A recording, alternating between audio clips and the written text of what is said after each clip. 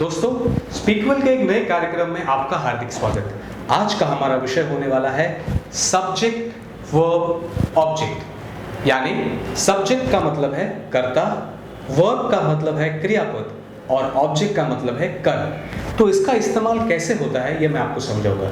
कोई भी वाक्य जब आप बनाते हैं तो उसमें या तो सब्जेक्ट, वर्ब और ऑब्जेक्ट ये तीनों का समावेश होना चाहिए, या तो सब्जेक्ट और वर्ब का या तो ऑब्जेक्ट और वर्ब का, पर ये तीनों हमें सीखना बहुत जरूरी है। मैं आपको एक उदाहरण देता हूं। रमेश क्रिकेट खेलता है, तो इसमें क्रियापद क्या है?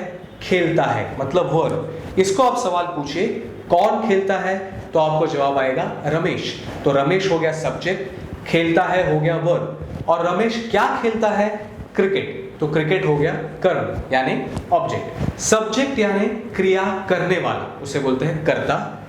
ऑब्जेक्ट यानी कर्म यानी जिस पर क्रिया होती है, और तीसरा होता है वर्ब यानी क्रियापद यानी कोई भी क्रिया।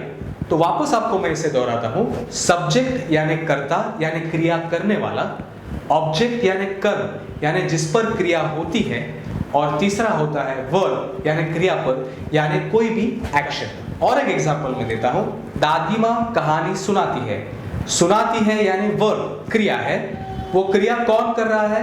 दादी माँ। तो दादी माँ हो गया सब्जेक्ट यानी कर्ता, और वो क्रिया किस पर हो रही है? कहानी। तो सब्जेक्ट हो गया दादी माँ यानी ग्रैंड मदर, कहानी हो गया ऑब्जेक्ट यानी कर्म यानी स्टोरी, और टेलिंग या नरेटिंग और नरेट्स या सुनाती है वो हो गया verb. So grandmother narrates a story. So grandmother is the subject, narrate is the verb and a story is the object. ये था आज का विषय, सब्जेक्ट, वर्ब और ऑब्जेक्ट। मैं आशा करता हूं कि आपको सब्जेक्ट यानी कर्ता, ऑब्जेक्ट यानी कर्म और वर्ब यानी क्रियापद ये सारी चीजें समझ में आई होंगी।